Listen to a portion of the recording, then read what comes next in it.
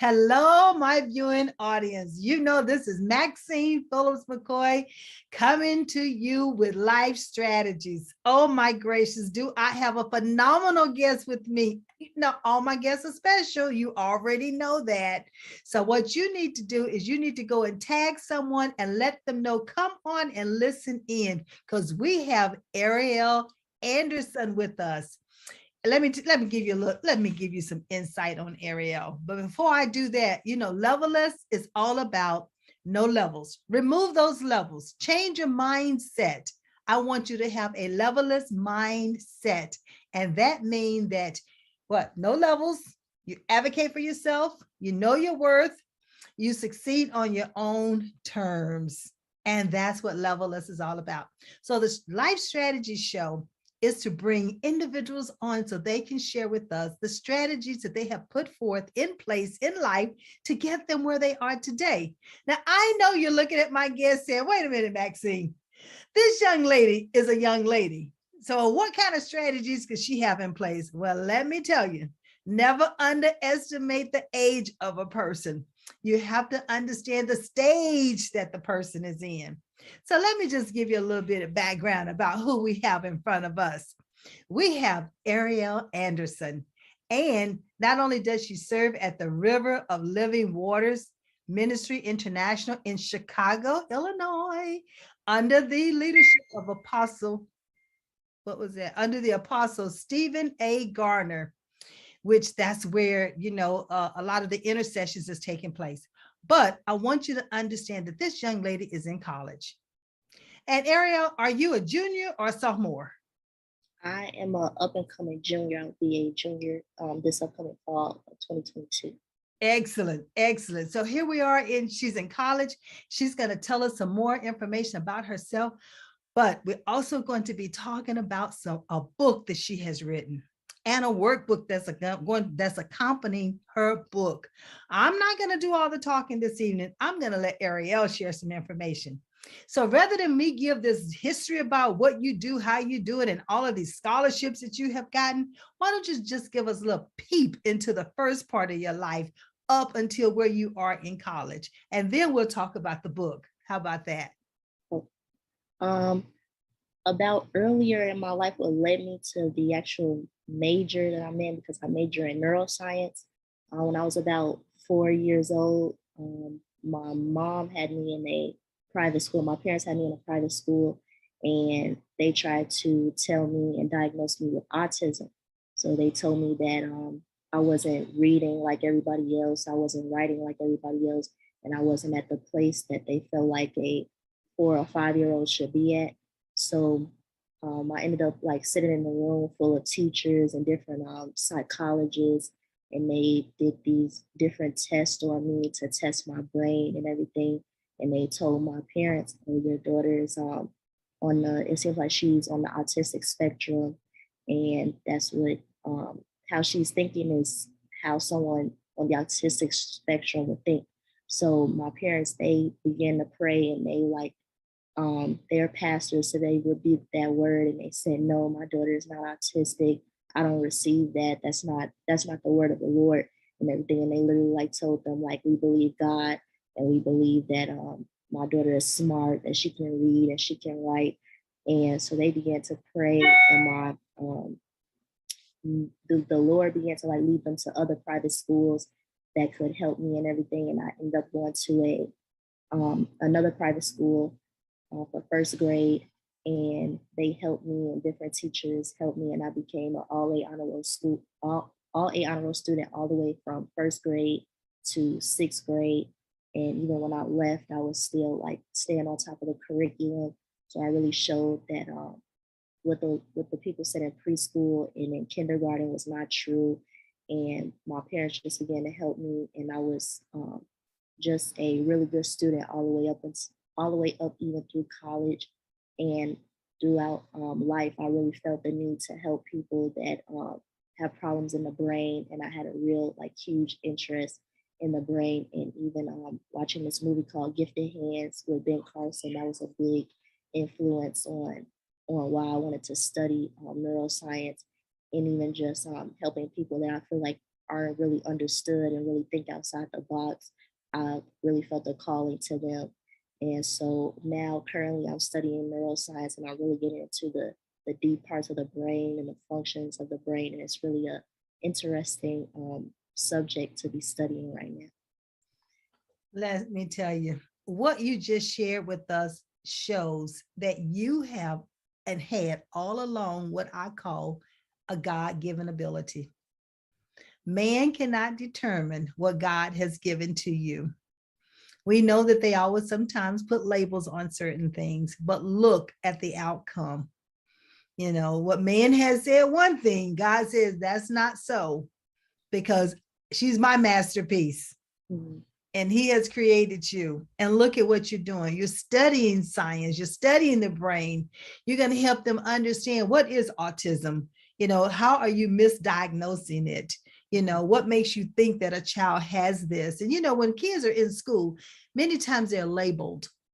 They're labeled as troublemakers. They're labeled as not paying attention. They're labeled as attention deficit. But many times it's about the learning style. And we have not even taken that into consideration, their learning style. Because I know my grandson is a rhythm learner, which means he needs to get up and move about and raise his hand and answer questions, go to the board and write things on the board. He's not going to be the kind of child who could just sit in a seat and expect him to pay attention to the teacher. He's going to be banging on the chair, wanting to stand up, wanting to dance, wanting to do all of this because he needs to move. And that's many times people are misdiagnosed because of their learning style, not necessarily always a deficit. I love the fact that your parents did not listen to that they took things upon themselves and said, hey, listen, we can work with her. We can look at different ways to introduce her to different things. So parents, these are some platinum nuggets. So if you're listening, I want you to write these things down, because learning styles is something that we must take into consideration when our children are learning. And don't teach them the way you learn. You have to teach them the way the child learns. And so we'll talk about that at another time, because I do a lot of workshops on learning styles and communication styles. But I want to talk a little bit more about with the school situation. And here you are, an A honor roll student. Even in, you know, college, you're going to college, you're not having any, you know, difficulty with that. You're winging that and everything. But I also understand that you got quite a bit of scholarships when you were coming out of high school going into college. So talk us a little bit about that strategy that you used in order to have all these people wanting to send you this money. I know that starting my freshman year going into high school, it was kind of hard to grasp the new curriculum. So it wasn't like always easy. I did start off like kind of struggling at the beginning of the year because it was a new school, a new environment. High school brings different types of people, and sometimes you end up falling into the influence of others and trying to fit in and everything. So starting off, it was kind of a struggle, but then I began to like just really sit down and study and focus. And coming into my sophomore year is when I really started like really doing very well in school, and really knowing that the strategy I used my freshman year was like what I need to continue to do. Like really coming in, like first coming in, just really sit down and focus and study. And my junior year was actually the year that I also started writing my book.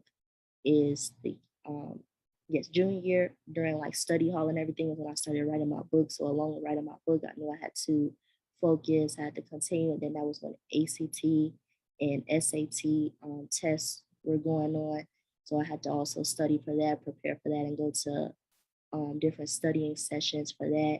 And so those grades over time was what was building my resume for colleges, and just overall having good grades. Is senior year, I started to send those grades to different colleges. I started to tell them like I'm also a published author, like I'm really like well grounded, really just really like putting myself out there to show them that they should have me at their college and everything. And so with them seeing my grades, seeing that I was an author, not just a good student, but someone who works in the church, does different things outside of school, was what really showed them like, oh, we need to have her here at our school and everything.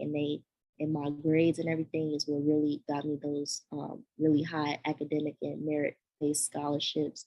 And I remember just getting my first letter, and I was really happy because it was just like it was more money than I expected from the first school, because it was a school in like Arizona, and they sent me like a lot of money for the first 4 years.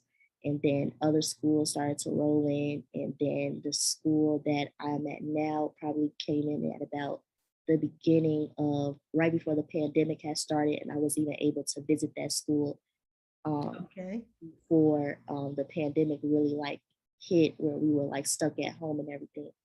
So I had made my final decision of Loras College because they had an amazing neuroscience program. They had an amazing research program.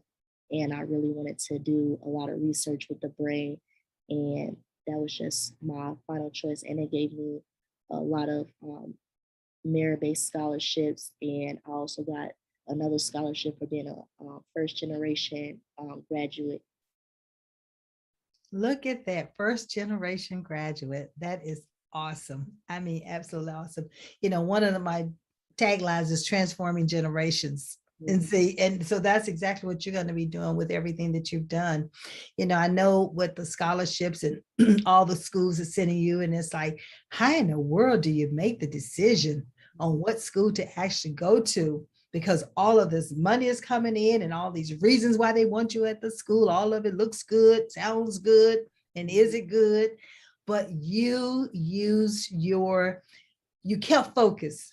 You kept your focus, and your focus was on that program that they offered, which is phenomenal. So I am proud of you for doing that. That is just great. And the other thing, we're proud of you for just hanging in there and going to school and doing what it takes. It's not easy. I mean, what the major that you're majoring in, we know it's not easy. And sometimes things appear to be easy for other people, but it's not, because it depends on what your abilities are. And so I just want to commend you for keeping that up. Now, I've had an opportunity to read the book. Ladies and gentlemen, Ariel is going to show us the book. So put the book up there, and it is called Prayer Strategies from Heaven. And she has a workbook to go along with it. But we're going to talk about the book. Ariel, when I was reading this book, it's beautiful how it's laid out, first of all. Secondly, ladies and gentlemen, there is a number that we're going to give to you, and we want you to order this book, because as we get through talking about it, you're going to want to have this book. Not only that, you want to get this book for a gift, so that you can give this book away as a gift to other young people, to other people, period. They don't have to be young, but to other people, because guess what? It is a book of prayer strategies. And the workbook, I love it because it breaks out and down what is a strategy, what is a prayer, and it helps you to understand how do you put those two words and make it work for you. So I am so excited to be able to be talking about this, Prayer Strategies from Heaven. But my first question, how did you come up with the name? Um, Prayer strategies, I was really, before I even had like the title of the book, I just started writing. It was crazy how it happened, because I was just sitting down, and like God had told me like I needed to begin to write just a book about, well, not about, but with prayers in it to help people. But he was really emphasizing my people need to start praying with scriptures and using my word to pray, because that's really how you really I really believe that's how you reach God, with his word, praying his word and praying the scriptures consistently. So when I was, by the time of the middle, probably the last chapter maybe, was really when God was like, this is strategical. When you use scriptures, this is a strategical type of thing, and you're praying. And it was like, once I really sat down and thought about what he said, it was like it became a puzzle piece. And I was like, okay, this is prayer strategies, and I'm hearing from God. So these are, I really came up with the name prayer strategies from heaven just off of what I was hearing from God and when he was speaking to me. Oh, that's beautiful. I love the prayers because in the book, ladies and gentlemen, every chapter is a prayer. And I know it had to be strategically designed because when I start looking at the different chapter names, so I'm going to ask that question without assuming. So, how did you come about the different name? How did you name the prayers? How did that happen?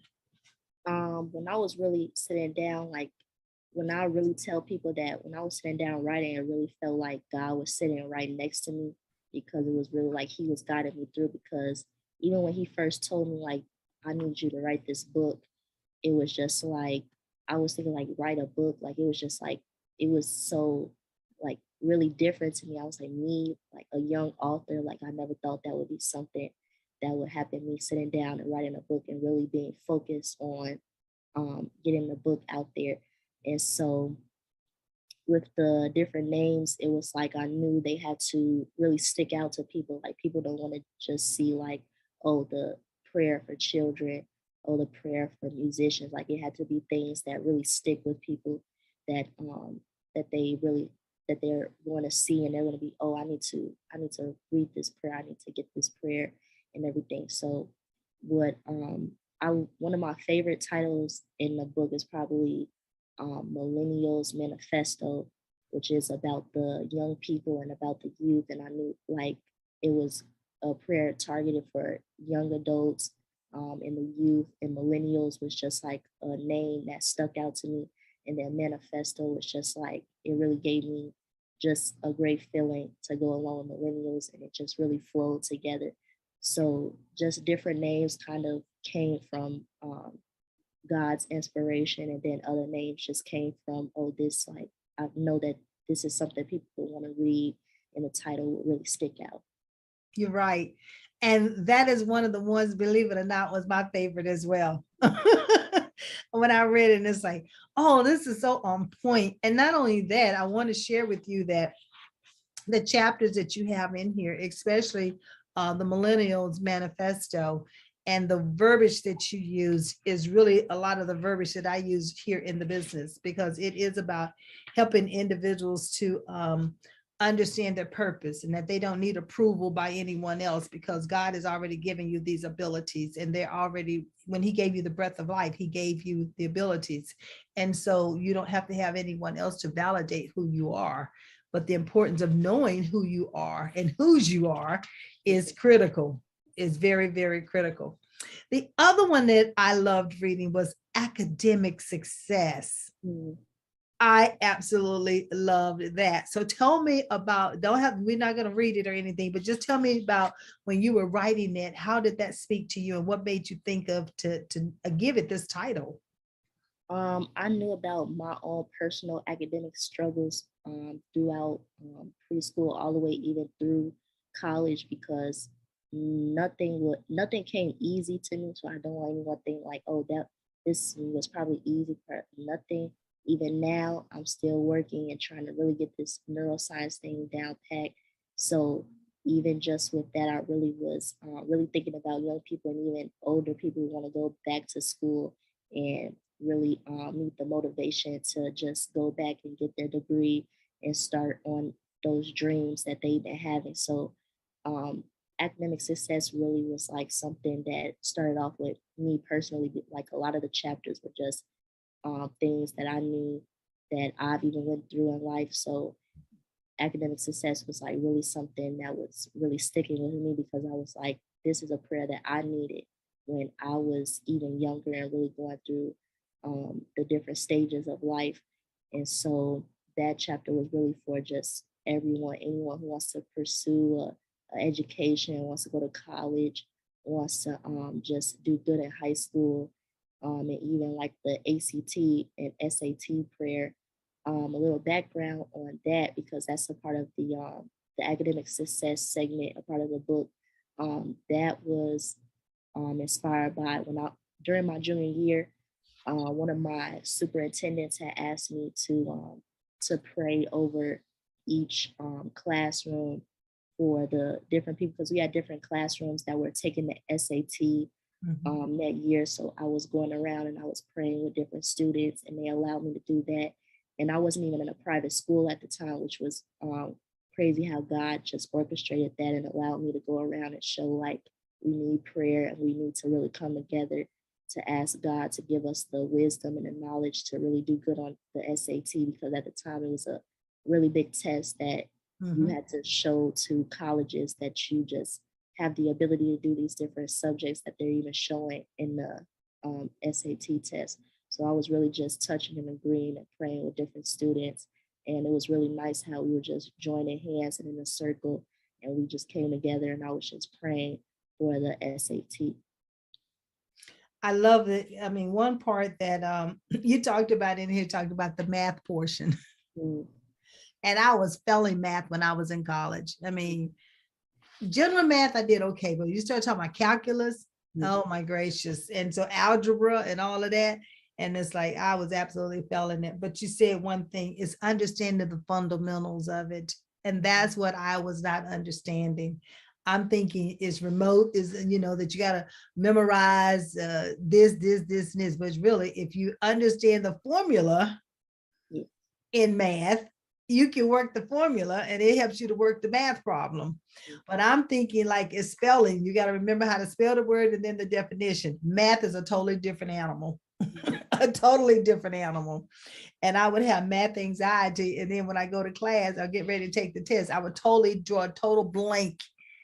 Everything that I studied would be a total blank. And that's because I did not even know my own study skills, my own learning skills, you know, and I'm a visual learner and I'm a kinesthetic learner. And so that means the more that I would have worked the problems and understood the formula, then the easier math would have come to me. But I didn't know it in high school. Who tells you that? I don't know. I wasn't told. You might have been told, but I wasn't told, you know. And so therefore I do what is called test taking, just basic test taking workshops, so that I can help individuals to understand that there is a system to taking a math test or to understanding math. And many times they don't tell us that. We just have to find out the hard way. But you have it as a part of the prayer, and I loved it. And then the other thing that you have a part of the prayer is, you know, you say you can memorize it, but rather than just memorizing it, apply it. Yes. And then it's with you forever. If you memorize it, it's only going to be with you for a short time. And that's true. But if you apply it, then it's always going to be there because you're going to remember how you applied it, which means you have the fundamentals. So, ladies and gentlemen, listen, we're teasing you all so that you can go out and purchase this book, because it's nothing like reading that prayer. Because when you read the prayer for yourself, you're going to internalize it and you're going to understand how it applies to you. And then the person that you purchase the book for and you give it to them as a gift, they'll have an opportunity to read each of these prayers and understand how it applies to them. And no matter how many times you read a prayer, it's going to speak something different to you each time. So I can just see putting what they call those little pink stickers, yellow stickers, orange stickers on the pages, so I know which one of those I want to get to the fastest. And I can see this almost being a daily read. One of these could easily be a daily read. So, I mean, I don't know if I'm giving you some ideas or not, but this is what's just dropping into my spirit. That, and that renunciation prayer, I mean, increase and double.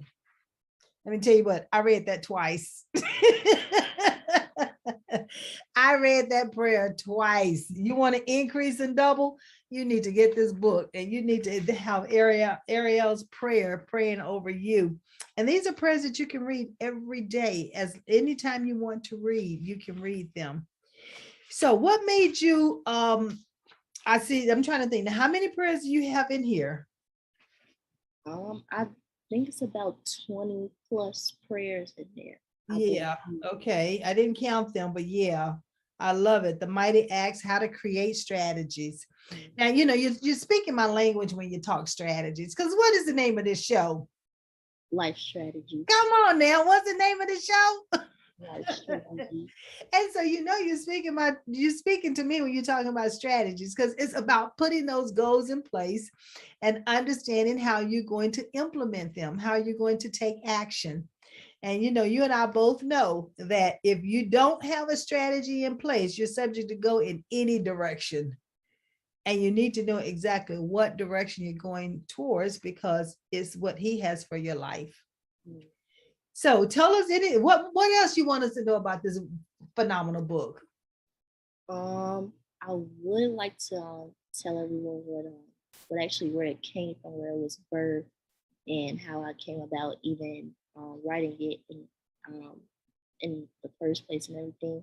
Okay. So my mom, she went through having this a tumor right up underneath her chin, right here. It was a tumor that started to form, and she told me it had begun to form all the way from when she was a baby, and just even going up through life, and it just became like bigger over time and stuff.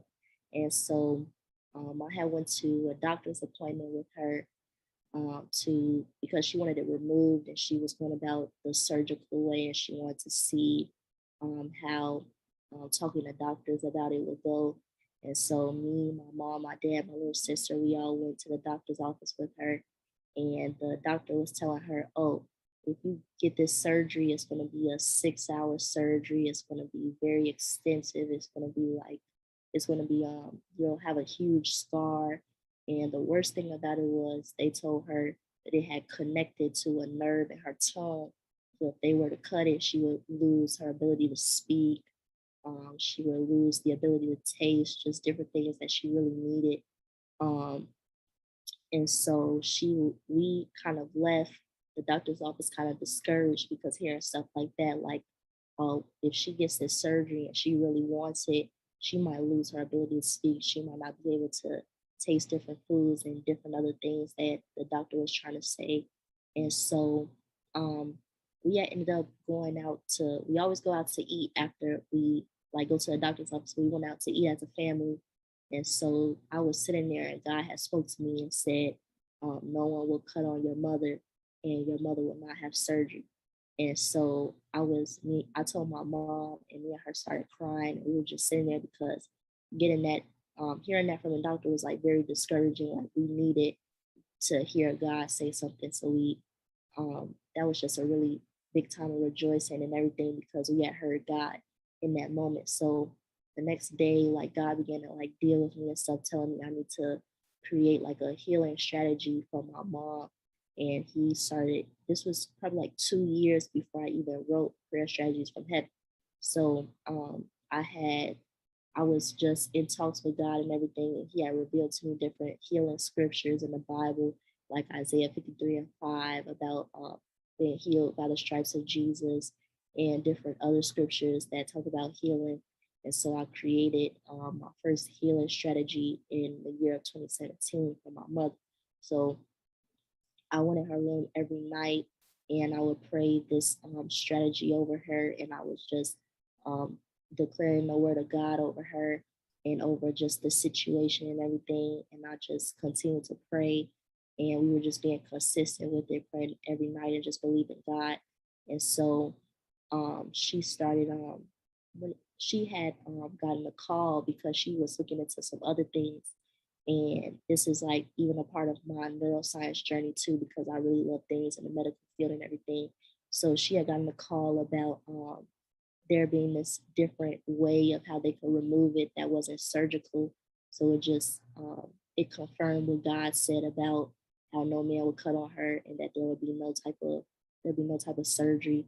So she went in to speak to a doctor about this new procedure, and they were able to do it where they just put a tube into the place where the tumor was, and it just like came right out without any type of cutting, nothing extensive, just nothing of that sort. And so my mother, we just came out of the situation with the victory and everything, and knowing that God was true about His word, and that He was just really speaking, and He was like really helping us throughout that time. Wow, that's powerful. That is a powerful story, powerful testimony, powerful works of the Almighty.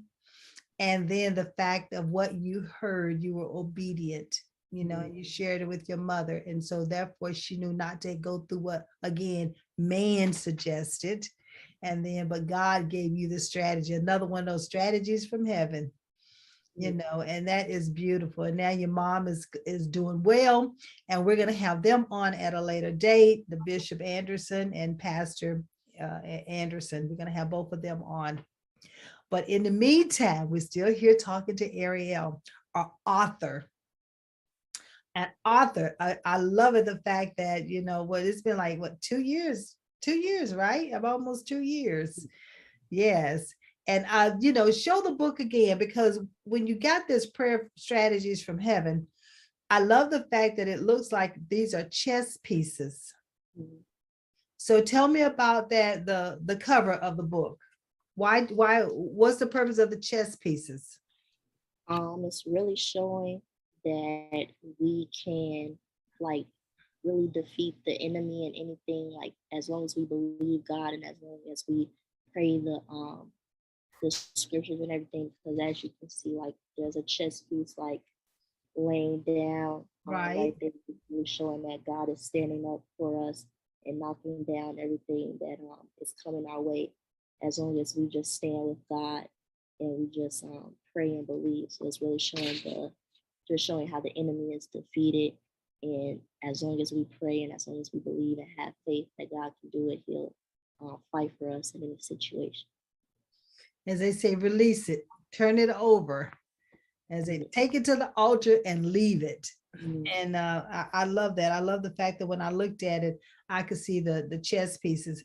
And then the other piece that I see on the front of the book, it's a hold the front of the book up for me again, because it's not showing through on my side. I see the clouds. I see the sky. So tell me about the sky piece. And the reason why I'm asking is that because one of the quotes that I use, the sky is not the limit. So tell me why the sky piece. For the sky, what mainly came for that was mainly that I know that heaven, basically prayer strategies of heaven. So I had heaven kind of depicted as like the clouds and God being like closer to the clouds than the peace that fell over, just to show that just to connect the heaven piece to everything. Okay, because many times when we say heaven, we look up, and then in the outside we look up and we see the sky. And I like that the clouds are nice and fluffy, and then you got the blue lining at the top. So this is well designed, and I love the color that it's not really a yellow color. It looked like it's a mixture of yellow and greenish, going on there, opposed to being pure yellow. So that's good.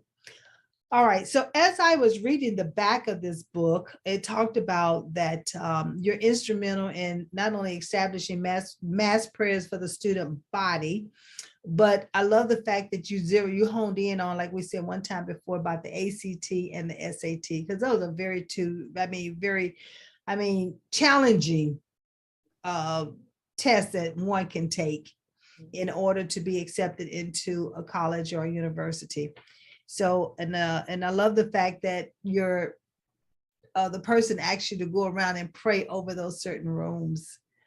I thought that was very intuitive on that person's part too, because it means all those students who were going into the room to take these massive type tests and know it's going to be a lot of stress on their brain and emotions and anxiety and all that stuff that's going through us when we have to take a test such as this, that you were comfortable enough to do it. You accepted the assignment.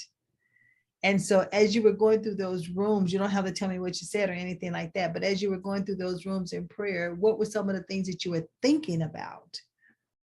I was really, really thinking about the students in there. Like, I know that when you go in for a test, like you come in with different doubts and stuff. I was praying against doubt and even doubting your own self and not thinking that you're capable to take the test or do well. I was really coming against doubt and distractions and different things that might come to distract you, because I know a lot of people, they have a lot going on in their minds. So even their minds can be a distraction to them, and just the talking and stuff and going back and forth in their mind can be just a distraction and things like that. So that was what I was really um, coming against, just like your own self, just even destroying what you can do in the test room. Yeah, because it gives them that encouragement. Mm. It gives them the empower them to let them know that if you prepared, you went through the preparation. So many times we go through different tests, and it's not a test that we've studied for, that we're going to sit down and say true, false, or multiple choice, but we go through tests in life. And that test in life, you got still have to stand. You have to still be strong when you're going through those different tests, and you still need to pray, because we're both sitting here, we are believers, and it's okay for to let you know that we are believers. And as believers, we believe in prayer. And in praying, we also believe in stepping out on faith. So we do believe that there is a thing that you have to have that faith, because faith without work is dead. So we want to make sure that we have faith, that we put work behind it, so we can continue to live and move on and live on, so our legacies can live on, and we also can get a chance to transform generations. So now I want you to show us the workbook. So tell us, how did the workbook come about? So the workbook, it came from, I remember the first time when my book came out, there was this pastor that asked me to teach about prayer strategies. And I was like really scared, and I was really afraid, because I was like teaching on prayer strategy. I was, at the time, I was just focused on, oh, the book is going out and people are just like, they're praying this. I didn't know how I was going to teach or tell people about how to create their own prayer strategies, or really do this and like really teach it in depth of how she wanted me to do it. And so I was really like, I was very afraid. I was like, oh, I'm gonna have to create a presentation. I'm gonna have to basically be like my dad and sit down and really like almost create a sermon in a way. And so I was like really afraid about that. But it's like it's really like it's really amazing how, like, when I get an assignment and someone asks me to do something, as soon as I sit down and put my mind to it, God will begin to like give me a lot of things. Like, I just started creating a PowerPoint, and God started giving me notes and like showing me different things in the Bible, saying like, oh, well, here was people who actually use prayer strategies, and they use the same exact methods for prayer strategies that you have in your book. And that was really crazy, because I didn't think anybody in the Bible used prayer strategies. I thought that was something new that I had that came about. And so when God showed me that, it really helped to show that people in the Bible did this. There's scriptures to go even with creating this PowerPoint presentation for prayer strategies. And so I had even ran it past my dad, showed him everything that I was going to be saying, because I had to have 30 minutes um, worth of things to talk about. So I had to fill in that time gap. So I went over it with my dad, and he was just really proud of me, because he was like, "Oh, look at you creating sermons, teaching people," and it was really just a proud moment for him, because this is stuff that he does on a regular. And I was only 18, I believe, at the time, so I was like sitting there teaching to adults and older and grown people about like prayer strategies and everything.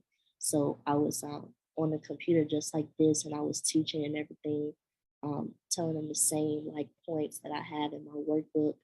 And so my mom was talking to me, and she was like, "You just need to go ahead and make that a workbook, which you just taught to everyone.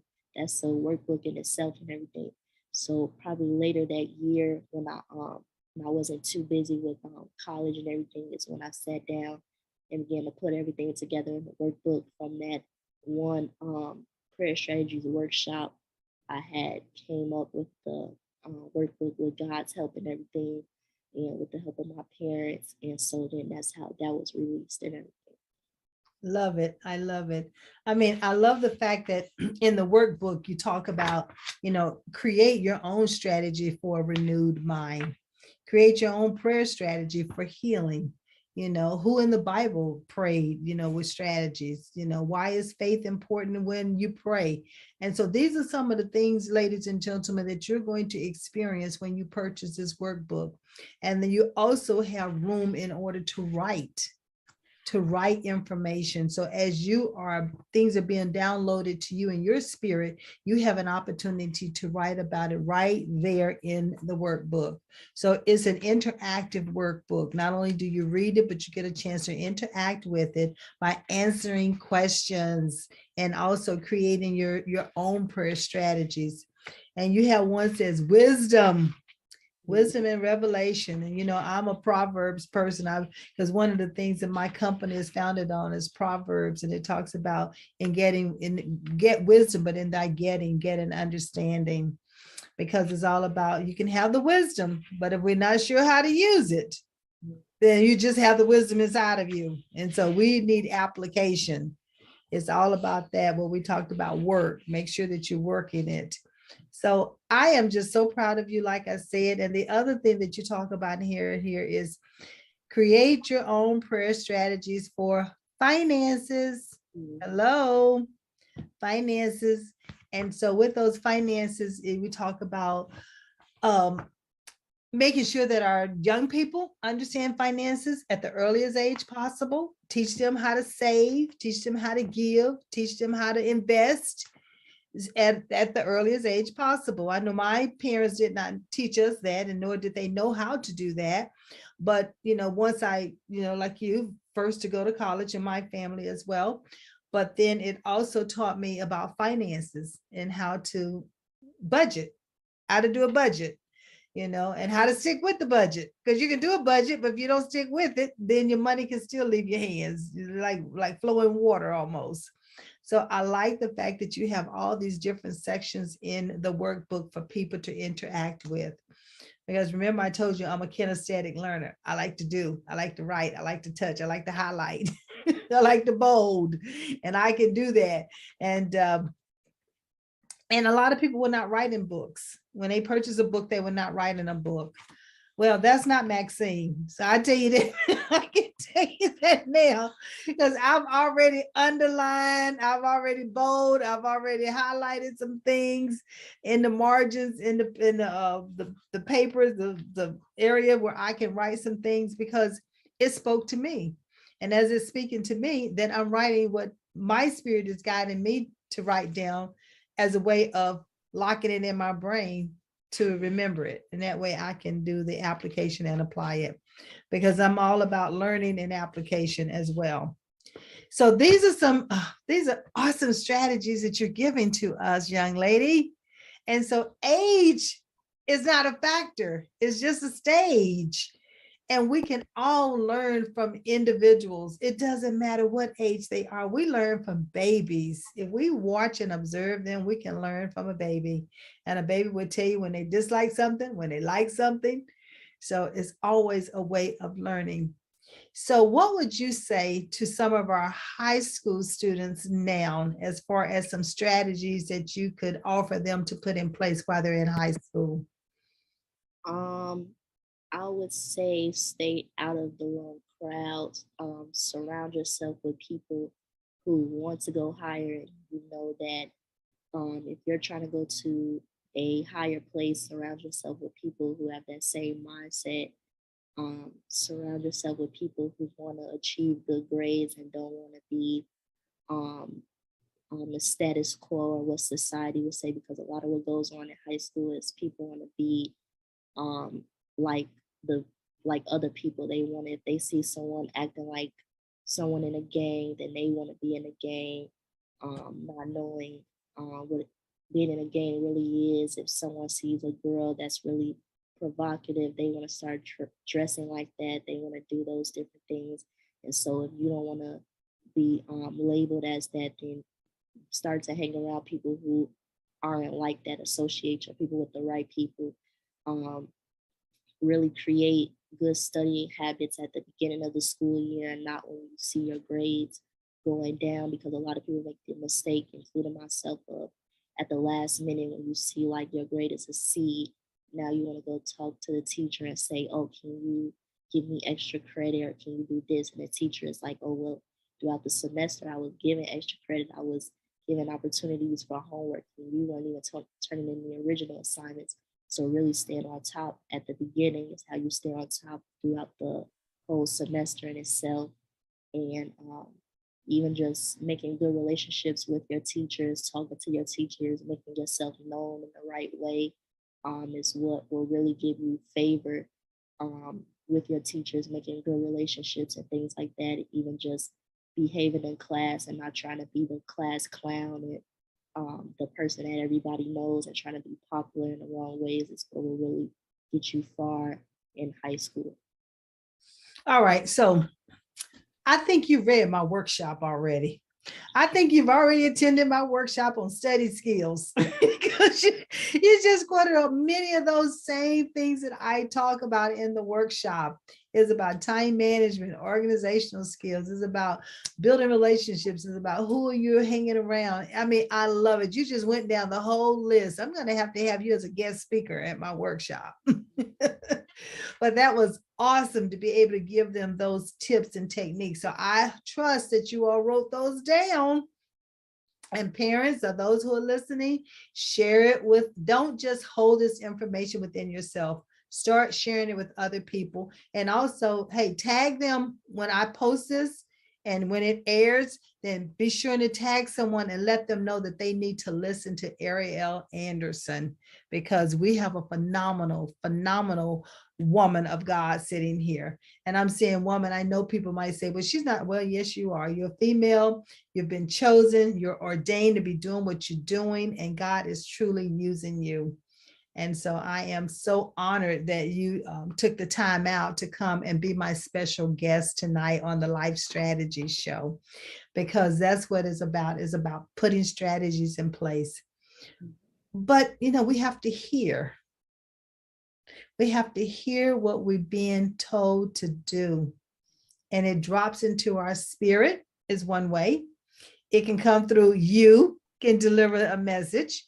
It can come through an infant if you pay attention to them. It can come from songs if you listen to it the right way. That's going to take you in the right direction. It comes from a book that you read and interacted with. And so, we can get signs from different things if we just pay attention, if we just observant. And so these strategies and the prayers from heaven this is a powerful book, young lady. I just want you to know. And I see myself, as I told you before, coming back and reading certain ones of these, depending on which day it is and what's going on in my life. Because sometimes you have a little book, the little prayer book, and it has June 27th, read this prayer. Well, I'm glad that there's no date on it. Because you can read it at any time of the day, anytime that you're feeling like you need it, you can come here and you can pick up this book and it's going to speak to you. And the other thing that I saw is you've got a lot of medical terms that you use, and the prayers that you pray over the body. It's almost like you took that prayer and you go from the top of the head to the bottom of the feet. I love that. And in the back, you have those doctoral terms. So those terms that you use during your prayers, individuals can look them up in the back of the book. So you're not going to get lost with these prayers, even though it's coming from sometime a scientific perspective, but they are so powerful. Oh my goodness. And then you also share with us what scriptures that you have, you're referencing. And so, and then you got decree it, declare it, and see it. And that's when a big old smile came across my face, because one of the levelist mindset has a lot of that it at the end of whatever it, see it, know it, believe it. It has that in it. And so when I saw that, it's like, okay, she's been reading my books. But this is great. This is absolutely wonderful. And the last thing that I want you to talk about a little bit here would be the pastoral care, because we have pastors out there that their job, they have a heavy job at times, caring for, their sheep, that's following the leader and listening to the leader. So tell me about when you was doing this prayer over the pastoral care. What were you thinking? Growing up, I always watched my dad as he was pastoring his church and just the different trials he went through, because it's not easy to be a pastor and like have to be a leading example for just many people and standing in the gap for people.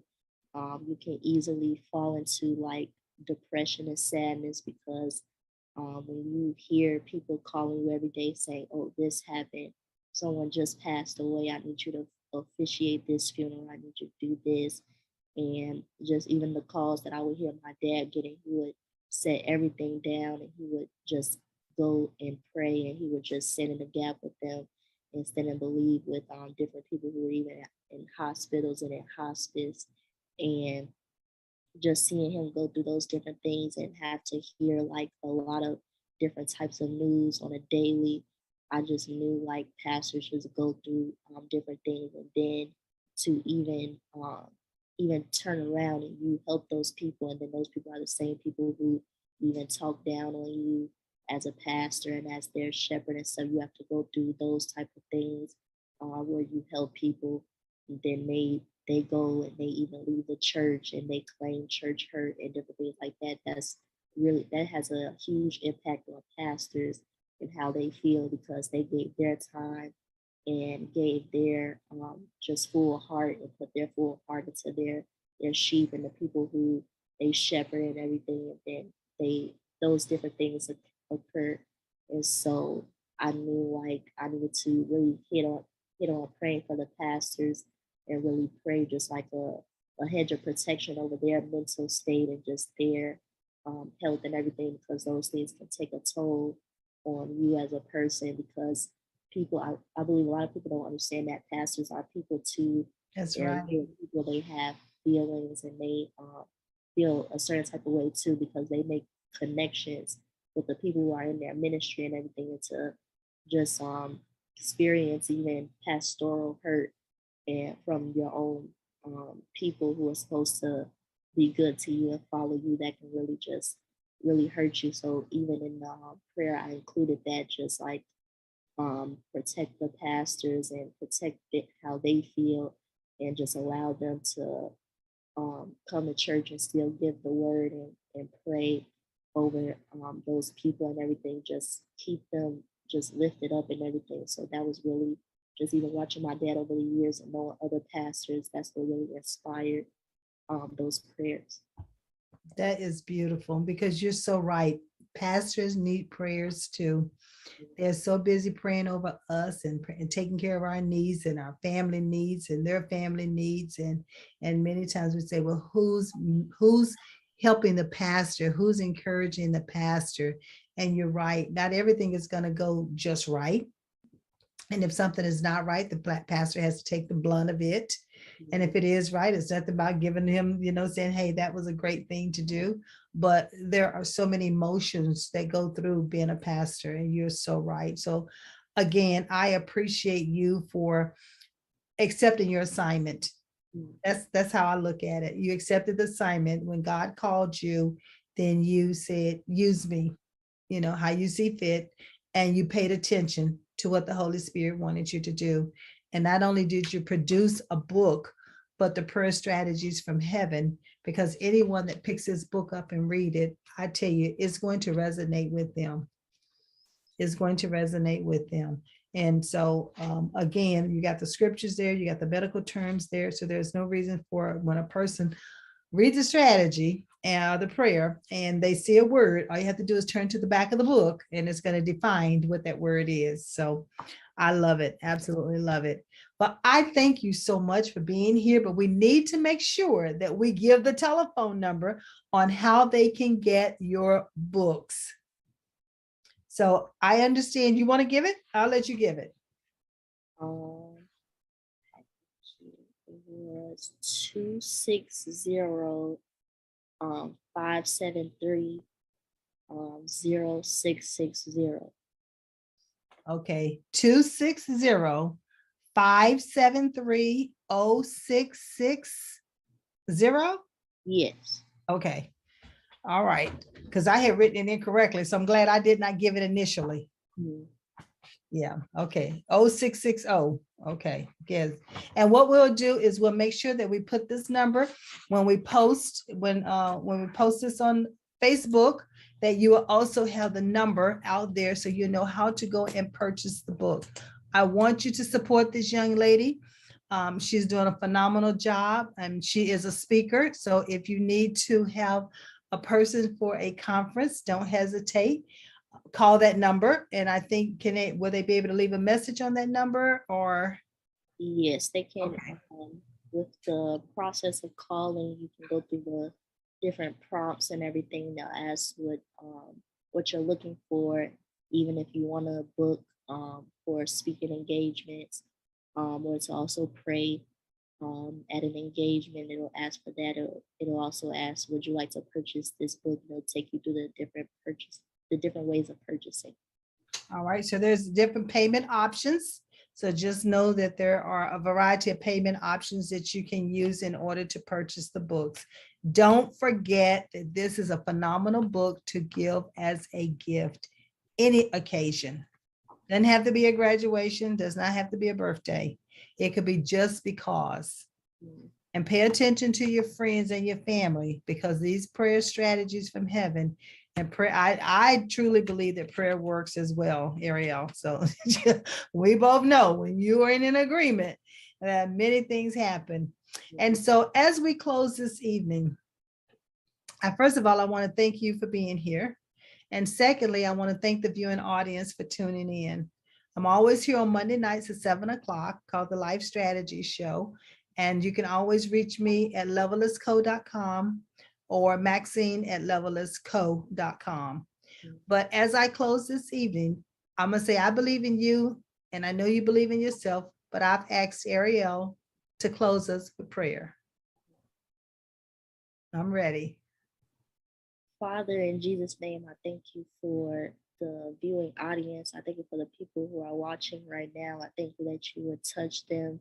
And I thank you that even the words that were said by both of us, that you would just touch them and that these words would even just penetrate their hearts and that they would even just feel your spirit with them right now. And I thank you that you would just fill even their houses with your presence. And I thank you for even those who are not saved and who do not know you as their Savior. I thank you that you would touch their hearts right now to even come to you and even have a want to read their word and have a want to pray to you and know who God is.